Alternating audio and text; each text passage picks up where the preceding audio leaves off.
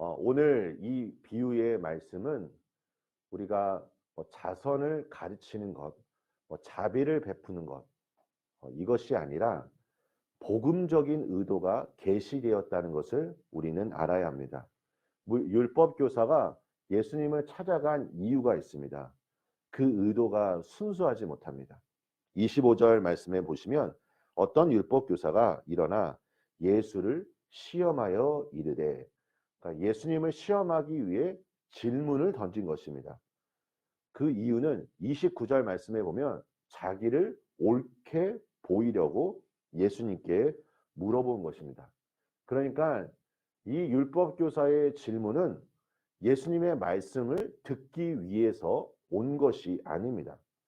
한마디로 말씀드리면 자기 중심적이고 자기를 옳게 보이기 위해 예수님을 방문한 것입니다. 우리는 예수님과 율법 교사가 함께 나눈 대화를 주목할 필요가 있습니다. 율법 교사가 질문을 던집니다. 선생님, 내가 무엇을 하여야 영생을 얻으리이까? 그러자 예수님께서 말씀하시기를 율법에 무엇이라 기록되었으며 내가 어떻게 읽느냐? 그러자 율법 교사가 대답하기를 내 마음을 다하고 목숨을 다하고 힘을 다하여 주 너의 하나님을 사랑하라. 또한 내 이웃을 내 자신과 같이 사랑하라 하였나이다. 예수님께서 말씀하시기를 내 대답이 옳도다. 이를 행하라. 그러면 살리라. 그러자 율법 교사가 대답하기를 질문하기를 그러면 내 이웃이 누구입니까? 그러자 예수님께서 선한 사마리아 사람 비유를 말씀하신 것입니다.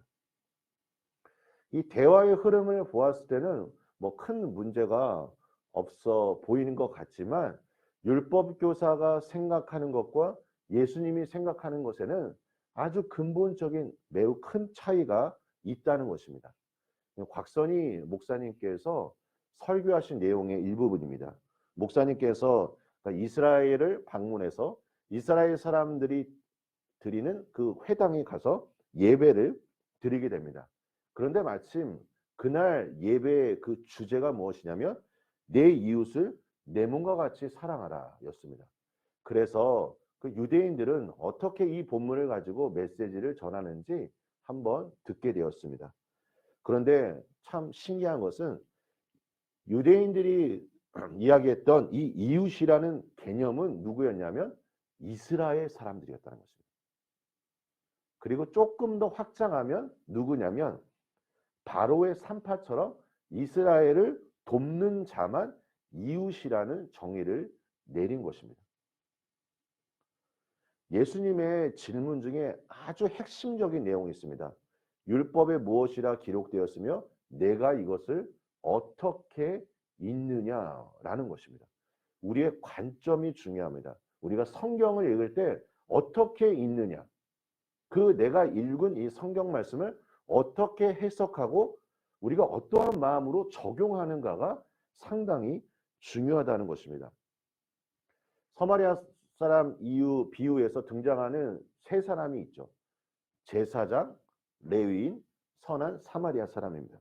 제사장은 성전에서 봉사하는 사람입니다. 제사장이 왜 그를 보고 피했을까요? 그는 제사를 집행하는 구별된 사람입니다. 중요한 것은 제사를 집행하기 전에 몸과 마음을 깨끗이 해야 하기 때문에 지금 그 사람을 보고 피한 것입니다. 왜냐하면 도와주다 보면 자신이 부정해지기 때문입니다. 레위인은 어떤 사람입니까? 하나님의 성전에 속한 일만 했던 사람입니다.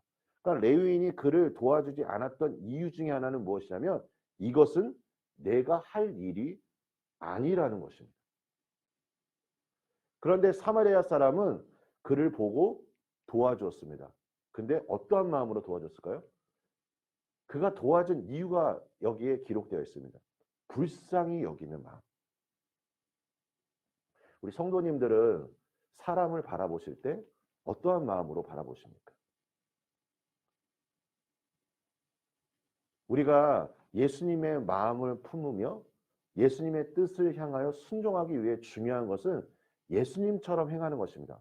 예수님께서 병자들을 치유하실 때, 예수님의 능력을 나타낼 때 항상 예수님이 가지셨던 마음이 무엇이었냐면 긍휼히 여기는 마음이었습니다. 이 긍휼히 여기는 그 마음으로 인해 예수님께서 놀라운 능력을 행하셨다는 것입니다. 중요한 것은 내가 이 율법의 말씀을 어떻게 읽고 있느냐입니다. 어떠한 관점으로 내가 적용하고 있는가입니다. 중요한 것은 생명입니다. 생명. 생명이 중요하다는 것을 예수님께서 말씀하신 것입니다. 우리 사랑하는 성도 여러분, 오늘도 우리가 많은 사람들을 만나게 될 텐데 이 많은 사람들을 만나면서 그분을 예수님의 마음으로 한번 바라보시길 바랍니다. 그리고 우리 안에 하나님이 주시는 긍휼의 마음이 넘치기를 간절히 소망합니다. 36절 말씀 이후에는 마르다와 마리아의 비유가 나옵니다. 예수님께서 결론적으로 말씀하신 것은 마르다를 책망하기보다는 마리아가 마르다보다 좋은 것을 선택하였다라고 말씀하였습니다. 우리가 이 마르다와 마리아 비유를 통해 알고 있는 것은 사역을 하기 이전에 우리가 먼저 은혜 받은 자로 서는 것이 참 중요하다는 것을 기억하시고, 우리가 가장 중요한 것은 무엇이냐면 하나님의 말씀을 먼저 귀담아 듣고 이 말씀이 나에게 어떻게 지금 말씀하시는지 우리가 그 음성에 귀 기울여야 한다는 것입니다. 코로나로 인해서 사역이 많이 제한되고 있습니다. 사역이 제한되어서 목회자로서 저도 사실 좀 답답한 마음도 있고 좀 안타까운 마음도 있지만, 돌이켜보면 오늘 우리의 신앙을 다시 한번 돌아보는 시간이 될 수 있습니다. 사역을 잠시 내려놓고 하나님의 말씀으로 더 주님과의 친밀함이 깊어지는 시간이 되어서 우리가 날마다 마리아처럼 좋은 편을 선택하는 하나님의 신실한 자녀로서 쓰임 받으시길, 그리고 오늘 하루도 승리하시길 예수님의 이름으로 축원합니다. 우리 함께 기도하겠습니다. 하나님 아버지, 감사합니다. 하나님, 우리가 말씀을 읽을 때마다 성령 하나님, 우리의 눈을 열어 주시옵소서.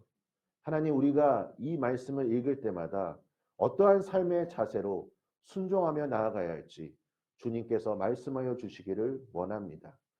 오늘 예수님께서 말씀하신 것처럼 우리가 읽은 이 성경 말씀, 하나님의 뜻대로 우리가 행할 수 있도록 축복하여 주시고, 아버지 하나님, 우리의 마음 가운데 긍휼의 마음, 자비의 마음을 부어주셔서 우리가 사람들을 사랑하고 우리가 만나는 많은 사람들을 축복하고 격려하고 그들을 위해 기도할 수 있는 하나님의 사람으로 세워질 수 있도록 축복하여 주시옵소서.